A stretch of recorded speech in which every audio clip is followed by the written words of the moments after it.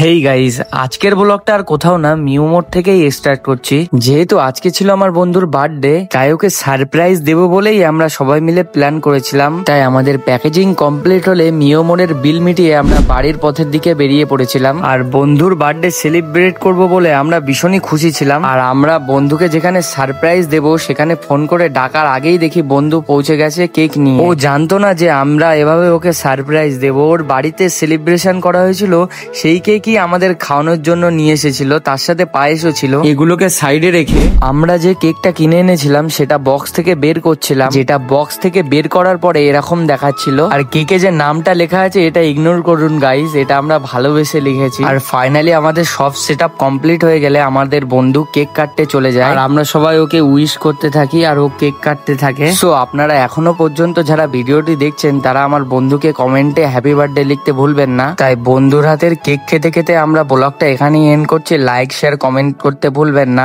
দেখা হচ্ছে পরের ভিডিওতে, ততক্ষণের জন্য বাই।